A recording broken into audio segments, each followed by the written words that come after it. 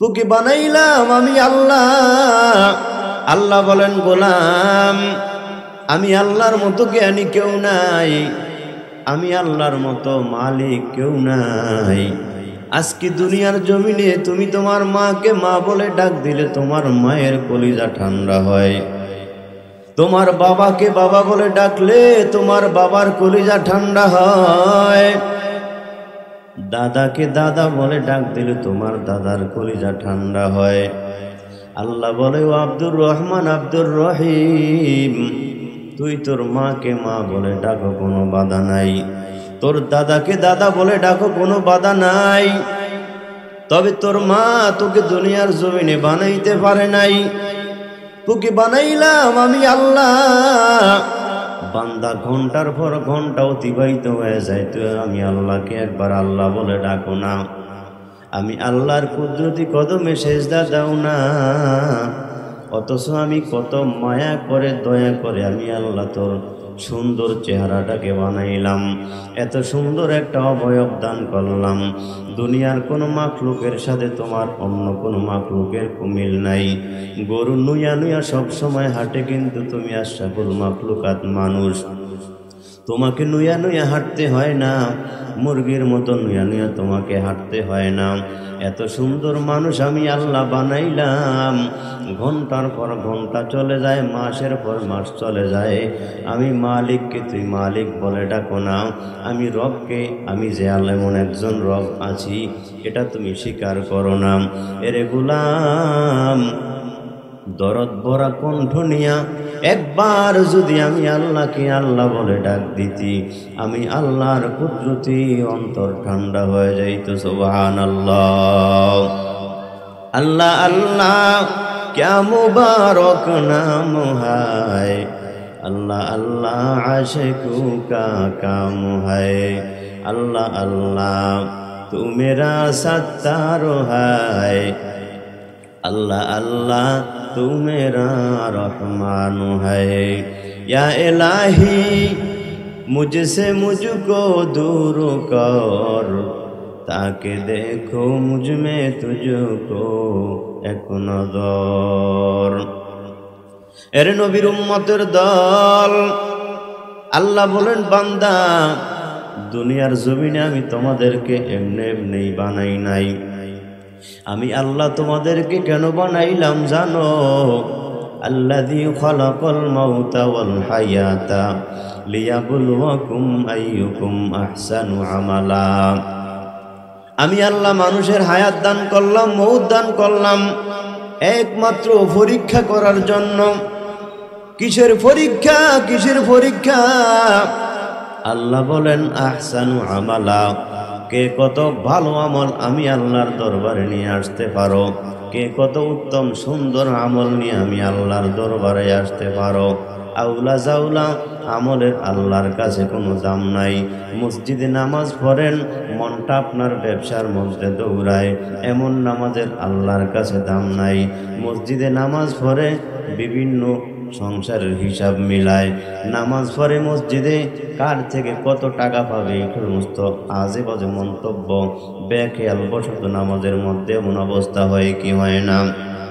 আল্লাহ বলেন এমন ভেজাল যুক্ত আমল আমি আল্লাহর দরবারে গ্রহণযোগ্য নয়। ও মুমিনের দল, তাহলে আমি আমার নামাজটাকে কিভাবে পরিশুদ্ধ করব? এমন যদি হালাত হয়, মনটাকে বলবেন মন আমি আমার কুদরতি মালিকের কদমে সেজদা দিতেছি, ডানে আমার জান্নাত, বামে আমার জাহান্নাম, পিছে আমার মালাকুল মউত। যে কোনো সময় ধাক্কা দিয়া মৃত্যু অবস্থায় জাহান্নামে পড়ে যেতে হবে, ফালাইয়া দিতে পারে। আরে বিশ্ব মালিক, কেমন দয়ার মালিকের কুদরতে আমি সেজদা করতেছি। এর মনটা এদিক সেদিক দৌড়ে, আমার মালিক কিন্তু দেখতেছে। এমন যদি কেউ দিলটাকে নামাজের মধ্যে ফিরে আনতে পারে, এর আগে মন যদি এদিক সেদিক যাইয়া থাকে, আল্লাহ বলেন এমন হালাত অন্তরের মন নামাজের মধ্যে যদি ধরতে পারে, তাহলে বান্দার নামাজ আল্লাহ কবুল করে নিবেন। সুবহানাল্লাহ। এর নবীর উম্মতের দল, আল্লাহ বলেন কে কত ভালো আমল করতে পারে, উত্তম আমল করতে পারে। আল্লাহ এ কথা বলে নাই কে কত বেশি বেশি আমল করতে পারে। কারণ নিয়ত যদি ভালো হয়, আমল যদি ইখলাসওয়ালা হয়, অল্প আমল করলেও কিয়ামতের ময়দানে আল্লাহ আপনাকে আমাকে জান্নাত দান করে দিবেন। এর নবীর উম্মতের দল সাহাবায়ে কেরাম, ইতিহাস তাকাও। আজ দুনিয়াতে আইসা ইন্টারনেট চালু কইরা শুধুমাত্র ফেসবুক ইউটিউব দেখলি রে ভাই, ঘন্টার পর ঘন্টা সারা রাত গজবের মোবাইল দেখে সময়টাকে কাটালি, কিন্তু আল্লাহর কোরআনটা পড়ার একটু সময় পাইলি না। কিয়ামতের ময়দানে আমার মালিক আল্লাহ যদি জিজ্ঞাসা করে, আরে আব্দুর রহিম, আব্দুল কারিম, আমি আমার রহমতের নবীর উপরে একটা কিতাব নাজিল করলাম, যে কিতাব মুসলমানদের জন্য আমি আল্লাহ জীবন বিধান হিসেবে দান করলাম। তুমি একটা মেয়ের সাথে কথাবার্তা বলো, মেশিনে সেটিং করো, আরেকজন আইসা ধাক্কা দেয়, ডিস্টার্ব করে, তার উপরে তুমি খেপে যাও, রেগে যাও। আমার বন্ধুর সাথে আমি গোপনে কিছু আলাপ করতেছি। আল্লাহ বলেন তোমার দুনিয়ার জীবনটাকে কিভাবে সাজাইবা, এই দুনিয়ার জমিনে তুমি কিভাবে আমল করবা, কোন কোন আমল করলে তুমি জান্নাতের মেহমান হবা, কোন কোন আমল করলে তুমি জাহান্নামে যাবা, কিভাবে তোমার জীবনটাকে পরিচালনা করলে তুমি আমি মালিককে সহজে পাইবা। আমি আল্লাহ আমার বন্ধু রহমাতুল লিল আলামিনের ওপর একটা কোরআনুল কারীম কিতাব নাজিল করলাম, অবতীর্ণ করলাম। তুই দুনিয়াতে আইসা আমি আল্লাহকে একটু সময় দিলেন, আমার কোরআনটা পড়লি না। আল্লাহ যদি কিয়ামতের ময়দানে প্রশ্ন করেন, জিজ্ঞাসা করেন, জবাব দেওয়ার মতো রাস্তা থাকবে না। অথচ সাহাবায়ে কেরাম এত দামি, এত দামি 10 জন সাহাবী জান্নাতের সার্টিফিকেট দুনিয়ার জমিনে পেয়েছেন। তারপরে দুনিয়াতে আইসা আল্লাহর ভয়, জাহান্নামের আগুনের ভয়, অন্ধকার কবরের আযাবের ভয়, কিয়ামতের ময়দানের আল্লাহর হুঙ্কারের ভয়, ফুলসিরাতের রাস্তার ভয়ে, জান্নাতের সার্টিফিকেট পাওয়ার পরেও সব সময় শুধু কান্নাকাটি করতে থাকবেন। সুবহানাল্লাহ। ও নবীর উম্মত, সমাজে কিছু মানুষ দেখবেন নামাজ একেবারে বিলকুল পড়ে না, জুমার নামাজও পড়ে না, এমন মুসলমান আছে না নাই? ওয়াজ মাহফিল হইলে কোথাও সেথায় যেতে চায় না মন, রাত জাগিয়া দেখতে পারে সুন্দরী মাইয়ার নাচো, নাচে না নাই? ওয়াজ মাহফিল হইলে কোথাও সেথায় যেতে চায় না মন, রাত জাগিয়া দেখতে পারে সুন্দরী মাইয়ার নাচন। 2 আঙ্গুলের চিপায় আবার, 2 আঙ্গুলের চিপায় আবার বিড়ি মারে টান। ওরা কিসের মুসলমান, ওরা কিসের মুসলমান, ওরা কিসের মুসলমান, ওরা কিসের মুসলমান, আছে না নাই? নামাজেরই কইলে কথা দেখায় কত অজুহাত, মাজায় বেতা, ফায়ে বেতা, আরো দেখায় গিরাবাত, আছে না নাই? রুকু সেজদা করতে নাকি, রুকু সেজদা করতে নাকি মাজায় লাগে টান। ওরা কিসের মুসলমান, ওরা কিসের মুসলমান? পীর পূজা আর মাজার পূজা চলছে দেশটা জুড়িয়া, শিরিক বিদাত ভণ্ডামিতে দেশটা গেল ভরিয়া, ঠিক কিনা? পীর পূজা আর মাজার পূজা চলছে দেশটা জুড়িয়া, শিরিক বিদাত ভণ্ডামিতে দেশটা গেল ভরিয়া। গাজার কলকি টান মারিয়া, গাজার কলকি টান মারিয়া দেখায় খাজার শান। বলেন ওরা কিসের মুসলমান, ওরা কিসের মুসলমান, ওরা কিসের মুসলমান, ওরা কিসের মুসলমান, আছে না নাই? মেয়ের বাবা মেয়ের চিন্তায় চোখের জলে ভাসায় বুক, ছেলের বাবা ছেলে দিয়া করাইয়া লইবে যৌতুক। মেয়ের বাবা মেয়ের চিন্তায় চোখের জলে ভাসায় বুক, ছেলের বাবা ছেলে দিয়া করাইয়া লইবে যৌতুক। অনেক টাকা যৌতুক নিবে, অনেক টাকা যৌতুক নিবে, ছেলের বাবার প্ল্যান। ওরা কিসের মুসলমান, ওরা কিসের মুসলমান। এই দুনিয়ার মোহে পড়ে অনেক মুসলমান, নামাজ রোজা সব ছাড়িয়া শোনে টিভির গান।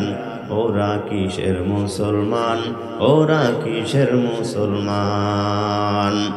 এরে যুবক ভাই, আল্লাহ দুনিয়াতে তোমাকে গান শোনার জন্য পাঠায় নাই, দুনিয়াতে আল্লাহ অপকর্ম করার জন্য পাঠায় নাই। আল্লাহ বলেন, আমি আল্লাহ দুনিয়াতে মানুষ বানাইলাম, আমার গোলামদেরকে বানাইলাম একমাত্র আমার মালিকের কদমে সেজদা দেওয়ার জন্য, আমি মালিকের হুকুমগুলো পরিপূর্ণভাবে মানার জন্য। ও নবীর উম্মত, ও নবীর উম্মত, জীবনটাকে যদি পরিপূর্ণভাবে সুন্দরভাবে সাজাইতে হয়, আল্লাহর কোরআন মানা লাগবে, পয়গম্বরের সুন্নাহ মানা লাগবে। মায়ার নবী হাদিসের মধ্যে বলেন, তারাকতু ফীকুম আমরাইন লান তাদিল্লু মা তামাসসাকতুম বিহিমা কিতাবাল্লাহি ওয়া সুন্নাতা রাসূলি। আমার উম্মত, দুনিয়ার জমিনে আমি পয়গম্বর চিরকাল থাকবো না, তবে দুইটা জিনিস তোমাদের মাঝে রেখে যাই, দুইটা জিনিস যদি মজবুত করে শক্ত করে আঁকড়ে ধরতে পারো, এক নাম্বার হলো আল্লাহর কুরআন, দুই নম্বর হলো রসুলের সুন্নাহ। রসুলের সুন্নাহ গালের মধ্যে দাড়ি রাখা, মাথার মধ্যে টুপি পরা, নামাজের আগ পর ওযুর আগ পর মেসওয়াক করা, গায়ের মধ্যে সুন্নতি পাঞ্জাবি পরা। রাহমাতুল লিল আলামিন বলেন, সুন্নত যদি পরিপূর্ণভাবে আঁকড়ে ধরতে পারো, দুনিয়ার কোনো মানুষ তোমাকে গোমরাহ করতে পারবে না। সুবহানাল্লাহ। আজ তামাম দুনিয়াতে মুসলমান শুধু মাইর খায়, মুসলমান আল্লাহর থেকে সহযোগিতা পায় না। একমাত্র কারণ মুসলমান আল্লাহর কোরআন ছেড়ে দিয়েছে, আল্লাহর কোরআন ছেড়ে দিয়েছে। মুসলমান নিজের নীতির উপরে অটল নাই, খ্রিস্টানরে বন্ধু বানায়, বেঈমানরে বন্ধু বানায়, আর মুসলমান কলিজার টুকরা ভাইরে দুশ্মন মনে করে। আছে না নাই? আল্লাহ বলেন, যতদিন পর্যন্ত দুনিয়ার জমিনে আমি আল্লাহর কোরআনকে পরিপূর্ণভাবে মানবি না, আমি আল্লাহর কোরআন দ্বারা জীবনটাকে পরিবর্তন করবি না, দুনিয়ার গোলাম ইহুদি খ্রিস্টান বেঈমানদের মন্ত্রতন্ত্র দ্বারা দুনিয়াতে কোনোদিন শান্তি আসবে না, শান্তি আসতে পারে না। অতএব দুনিয়ার মুসলমান শান্তি যদি ফিরিয়ে আনতে হয়, আল্লাহর কোরআনের আইনকে পরিপূর্ণভাবে প্রতিষ্ঠিত করতে হবে, মানতে হবে। এক শ্রেণীর মুসলমান বলে, হুজুর কোরআনুল কারীম তো আল্লাহ তেলাওয়াত করার জন্যই পাঠাইছেন, দিয়েছেন। আল্লাহ বলেন, কোরআনুল কারীম আমি আল্লাহ যেমন তেলাওয়াত করার জন্য দিলাম, এই কোরআনটা দিয়া তুমি তোমার জীবনটাকে পরিচালনা করবা, কোরআন দ্বারা তোমার সমাজকে পরিচালনা করবা, কোরআনুল কারীম দ্বারা তোমার ফ্যামিলিকে পরিচালনা করবা। এই কোরআনুল কারীম আমি আল্লাহ শুধুমাত্র তেলাওয়াত করার জন্য পাঠাই নাই, আমি আল্লাহ কোরআন পাঠাইলাম কেন জানো? পৃথিবীতে দুনিয়াটাকে, রাষ্ট্রকে সুন্দরভাবে কোরআনুল কারীম দ্বারা পরিচালনা করার জন্য। আজ তামাম দুনিয়াতে ইহুদি খ্রিস্টানরা আইন করে, মুসলমান ওই আইনগুলো মানে, আল্লাহর কোরআনকে মুসলমান মানতে চায় না। আছে না নাই? ও নবীর উম্মত, ও নবীর উম্মত, যতদিন পর্যন্ত আল্লাহর কোরআনকে না মানব, শান্তি কোনোদিন হবে না, শান্তি হবে না। কারণ শান্তির বাণী, সমস্ত সমস্যার সমাধান আল্লাহ আমাদের জন্য কোরআনের মধ্যে দিয়েছেন। আজ মুসলমান বড় বিপর্যয়, মুসলমান বিপদে পড়লে বেঈমানদের নিকট দৌড়ায়, মুসলিম কোন রাষ্ট্র বিপদে পড়লে ইহুদি খ্রিস্টানদের কাছে দৌড়ায়, মুসলমান আল্লাহর কাছে সহযোগিতা নিতে চায় না। অথচ আমার আল্লাহ কোরআনের মধ্যে সমস্ত সমস্যার সমাধান দিয়েছেন। সুবহানাল্লাহ। সমাধান চাও যদি জীবনে মরণে, ফিরে যাও খুঁজে নাও, চোখ রাখো কোরআনে সমাধান, তবেই পাবে সুখ শান্তির ঠিকানা, তবেই পাবে সুখ শান্তির ঠিকানা, যদি মেনে নাও তুমি মনে প্রাণে সমাধান সমাধান চাও যদি জীবনে মরণে, ফিরে যাও খুঁজে নাও চোখ রাখো কোরআনে। সমাধান ঠিক কিনা জোরে কোন? এই বাণী সকলের নয় শুধু মুমিনের, যারাই চলবে মেনে ফল পাবে কোরআনে। ঘরে বলো আর বাইরে বলো, ঘরে বলো আর রাষ্ট্রে বলো, অশান্তি দূর করে শান্তি আনে। সমাধান সমাধান চাও যদি জীবনে মরণে, ফিরে যাও খুঁজে নাও চোখ রাখো কোরআনে। সমাধান ঠিক না বে ঠিক? সব সমস্যার সমাধান দিতে পারে আল কোরআন। সুতরাং হে বিশ্ববাসী, দুনিয়ার মুসলমান, ভোলা এলাকার মুসলমান, দুনিয়াতে যদি কেউ শান্তি পেতে চায়, পরকালের জগতে যদি কেউ শান্তি পেতে চায়, আল্লাহর কোরআন পয়গম্বরের সুন্নাহ ছাড়া বিকল্প অন্য কোনো রাস্তা নাই।